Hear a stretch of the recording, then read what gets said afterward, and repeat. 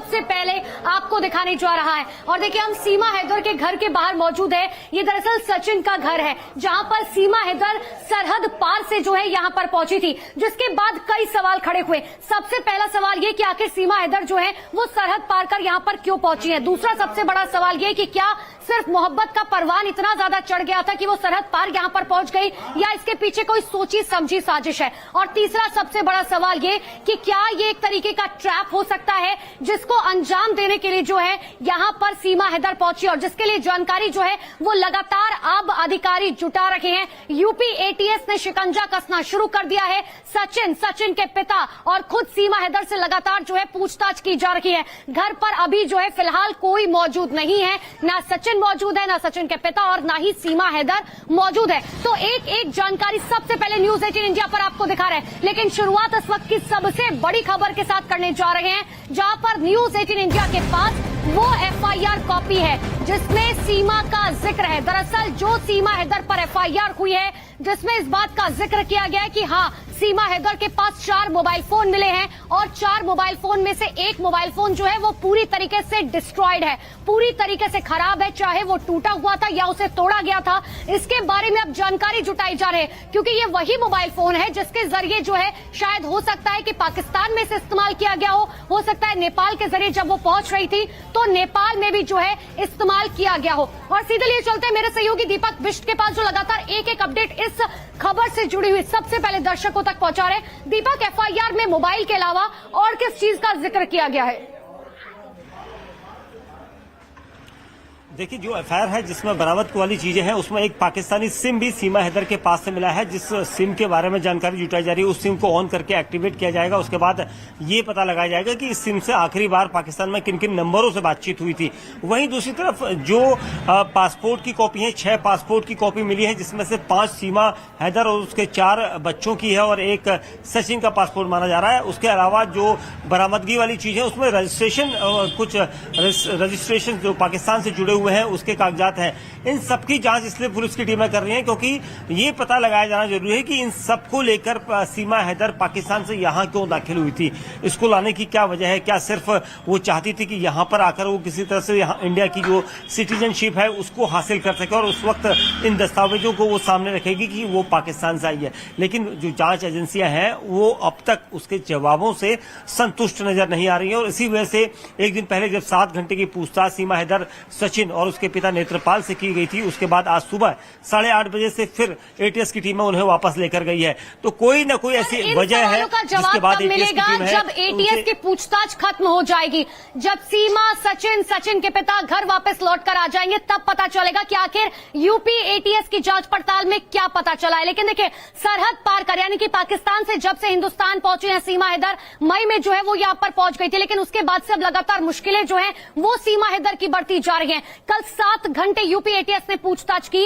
और आज भी लगातार पूछताछ जारी रहेगी। कल दरअसल जो है सीमा से कराची में जो उनका घर है, उनके परिवार के बारे में, उनके पासपोर्ट के बारे में, किस तरह से वो दुबई पहुंची, किस तरह से नेपाल पहुंची और नेपाल से भारत पहुंची, इन सभी सवालों के जवाब जो हैं वो लगातार यूपी एटीएस की तरफ से किए जा रहे हैं। लेकिन एक रिपोर्ट के जरिए आपको दिखाते हैं कि आखिर यूपी एटीएस जो है वो किस तरीके से जांच पड़ताल अपनी आगे बढ़ाती हुई नजर आ रही है।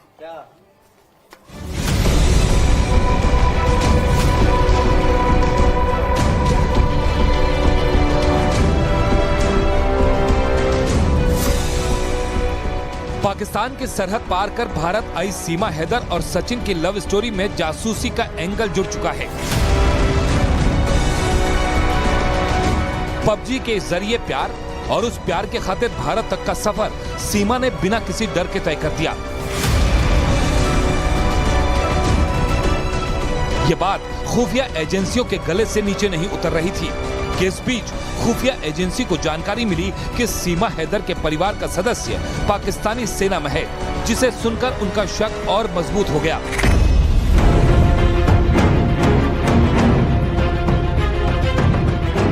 हकीकत क्या है उसे जानने के लिए यूपी एटीएस की टीम ग्रेटर नोएडा में सचिन के घर पहुंची।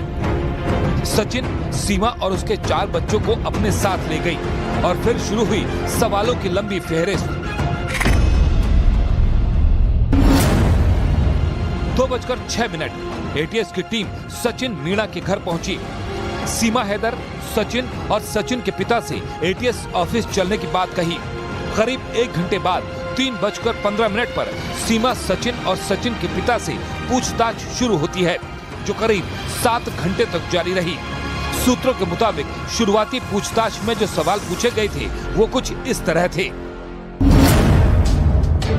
सीमा हैदर पाकिस्तान से दुबई होते हुए नेपाल और नेपाल से फिर भारत कैसे आई? सीमा के पास मोबाइल और उसके नंबर के बारे में पूछा गया। सीमा हैदर से उसके पति गुलाम हैदर के बारे में जानकारी ली गई। सीमा हैदर के पासपोर्ट, उसके बच्चों के पासपोर्ट के बारे में पूछा गया। सीमा हैदर और सचिन की पहली मुलाकात के बारे में जाना गया। इसके अलावा एटीएस की टीम ने सीमा से पबजी ग्रुप में सचिन के अलावा कितने लड़कों से बात हुई, इसकी जानकारी जुटाई। उसके परिवार के बारे में पूछा गया और नेपाल में सचिन की मुलाकात के बारे में भी जाना।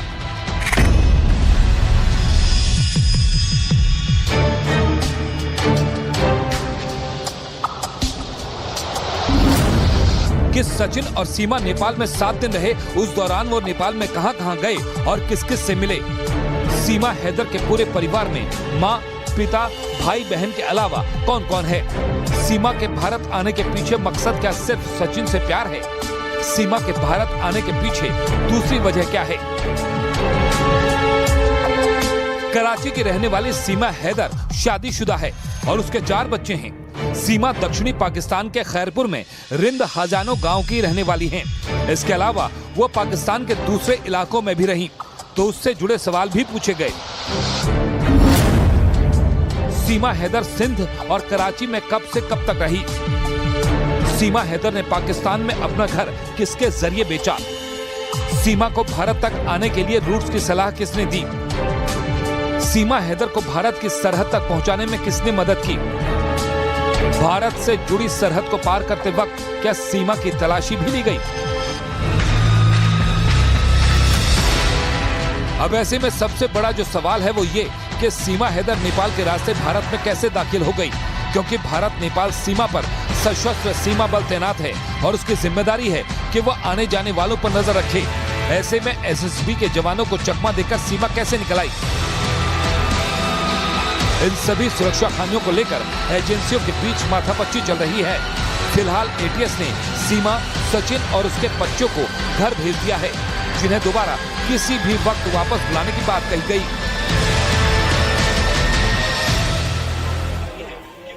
तो सीमा हैदर की सच्चाई क्या है, यही जानने के लिए यूपी एटीएस लगातार जांच पड़ताल करे। एक बार फिर से मेरे सहयोगी दीपक बिष्ट के पास ले चलते हैं। दीपक, आज भी पूछताछ लगातार जारी है, क्या जानकारी?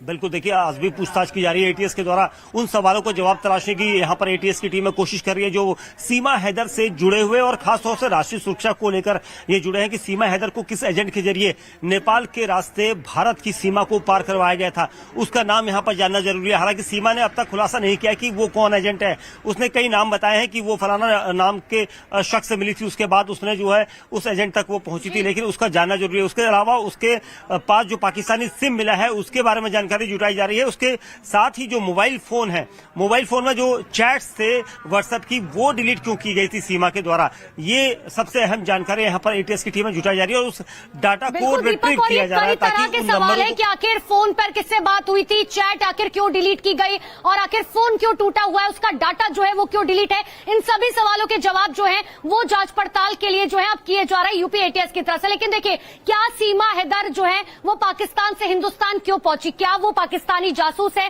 क्या किसी भारत में जो है वो किसी मकसद से यहां पर पहुंची है? इन सभी सवालों के जवाब के लिए जो है अब जांच एजेंसियां लगातार जांच पड़ताल कर रही हैं। अब आप समझे कि जब से हिंदुस्तान की धरती पर सीमा हैदर पहुंची है तब से लगातार सवालों के घेरे में है। ये सवाल पूछे जा रहे हैं कि आखिर वो भारत जो है वो क्यों पहुंची है। लेकिन एक रिपोर्ट के जरिए आपको दिखाते हैं कि आखिर 24 घंटे में कहानी ने जो है किस तरीके से मोड़ ले लिया है।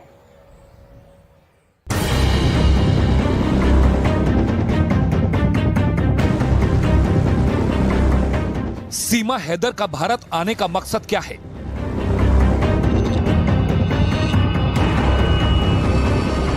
क्या सीमा हैदर पाकिस्तान की जासूस है?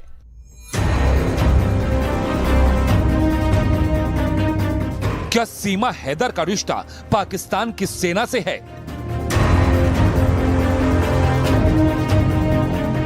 सीमा हैदर को लेकर भारत से पाकिस्तान तक कई दावे किए जा रहे हैं। यही वजह है कि भारत की जांच एजेंसियां सीमा हैदर की कुंडली खंगालने में जुट गईं।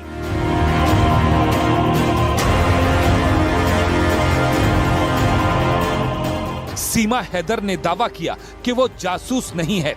उसे ग्रेटर नोएडा के सचिन मीणा से पबजी पर प्यार हुआ और सचिन के लिए ही वो पाकिस्तान से दुबई और नेपाल के रास्ते भारत आ गई।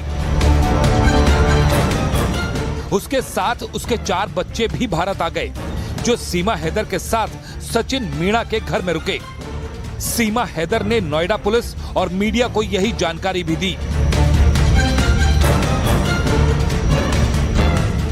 उधर पाकिस्तान में सीमा हैदर का जो फैमिली रजिस्ट्रेशन सर्टिफिकेट सामने आया, उसके मुताबिक उसमें गुलाम हैदर को सीमा हैदर का शौहर बताया गया। इस रिपोर्ट में गुलाम और सीमा हैदर के 4 बच्चों का भी जिक्र है। इंडिया की और पाकिस्तानी गवर्नमेंट से रिक्वेस्ट करते हैं कि वीजा लगा दें तो दिक्कत ना करें, तो उन्हीं से मैंने रिक्वेस्ट करी। उन्होंने की वीडियोस की हेल्प ली, सारे फोटो खींचा इंडिया के वीजे के लिए, सब कुछ मैंने सारे काम करे इंडिया के वीजे के लिए विदाउट दुपट्टा और नेक और कान दिखने चाहिए फोटो में, तो वो सारे फोटो मैंने खिंचवाए, सब कुछ इंडिया करे। इन्होंने आधार कार्ड भेजे। पाकिस्तान की सीमा हैदर के बारे में अब तक जो जानकारी सामने आई, उसके मुताबिक वो कराची की रहने वाली है, जिसे भारत में अवैध रूप से घुसने पर गिरफ्तार किया गया। 4 बच्चों की मां सीमा हैदर दुबई में काम कर रहे अपने पति और पाकिस्तान का अपना घर छोड़कर अपने प्रेमी के पास भारत आ गई। लेकिन सवाल ये है कि अगर सीमा हैदर सिर्फ सचिन के प्यार के खातिर भारत में आई है, तो उस पर सवाल क्यों खड़े हो रहे हैं? इसे समझने के लिए ये जानना बेहद जरूरी है कि पाकिस्तान में सीमा हैदर का फैमिली बैकग्राउंड क्या है। खुफिया एजेंसियों के सूत्रों के मुताबिक सीमा के भाई और उसके चाचा पाकिस्तान की सेना में सूबेदार हैं। उधर सीमा हैदर ने दावा किया कि उसका भाई सेना में नहीं बल्कि पाकिस्तान की सेना में जाने की तैयारी में जुटा है, जबकि उसके पति रिक्शा चलाते थे। यही वजह है कि सीमा हैदर के पाकिस्तान के खुफिया एजेंसी ISI से कनेक्शन के शक में भारत की जांच एजेंसियां जुट गईं। उधर सीमा हैदर का टूटा हुआ फोन भी बरामद हुआ है, जो उसे शक के घेरे में ला रहा है कि अगर वो भारत सिर्फ सचिन मीणा के लिए आई तो अपना टूटा हुआ फोन क्यों रख रही थी।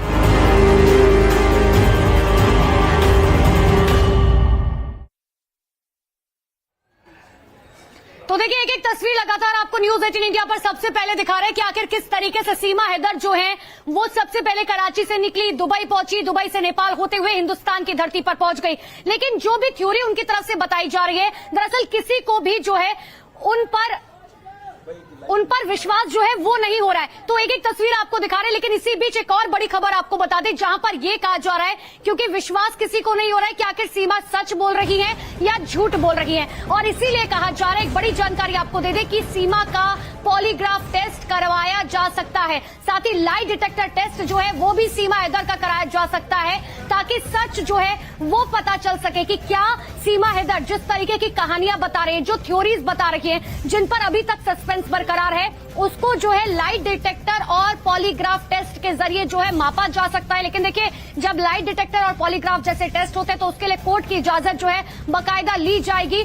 सबसे बड़ी बात यह है कि अगर पॉलीग्राफ और लाइट डिटेक्टर टेस्ट की रिपोर्ट सामने आती है और उसमें झूठ और सच जो है वो सब पता चल जाएगा, क्योंकि देखिए सीमा हैदर की तरफ से जिस तरीके की कहानियां गढ़ी जा रही है कि 2019 में जो है एक गेम के जरिए जो है उन्हें प्यार हुआ, उन्हें मोहब्बत हुई सीमा सचिन से, और उसके बाद जो है इस तरीके से मोहब्बत परवान चढ़ गई कि वो जो है अपना मुल्क छोड़कर नेपाल के जरिए हिंदुस्तान की धरती पर पहुंच गई। हालांकि मार्च में जो है वो यहां पर पहुंची थी और उसके बाद एक जगह पर उसे रखा गया था सचिन के द्वारा, लेकिन वो घर भी बाद में खाली करा दिया गया, और जब वो इसी घर में पहुंची तो कहीं ना कहीं लोगों को शक जो है वो होना शुरू हुआ। और अब समझिए कि पाकिस्तान जैसी जगह से जब कोई महिला यहां पर आकर रहती है तो ऐसे में सवाल कई खड़े हो जाते हैं कि आखिर, क्योंकि सीधा सीधा जो है सीमा ने ये बोला कि मैं जो है अपना धर्म छोड़कर मैं हिंदू धर्म अपना रखी हूं। हालांकि जिस तरीके का रवैया सीमा हैदर का है, जिस तरीके की बॉडी लैंग्वेज उनकी है, जिस तरीके की भाषा उनकी है, क्योंकि अगर आप देखेंगे तो खासकर पाकिस्तान की अगर हम बात करें तो वहां पर जो है बहुत ही कम लोग हैं जिन्हें प्रॉपर हिंदी बोलनी आती हो, तो सवाल इसीलिए कई खड़े हो रहे हैं। बात हो जनता की या मौसम हो चुनाव का, मुद्दा हो देश का या दुश्मन पर प्रहार का, हर खबर की होगी मुकम्मल पड़ताल, मांगेंगे सबसे जवाब, उठाएंगे हर सवाल। खबर के हर पहलू पर बजेगा नगाड़ा, क्योंकि यह है जनता का अखाड़ा।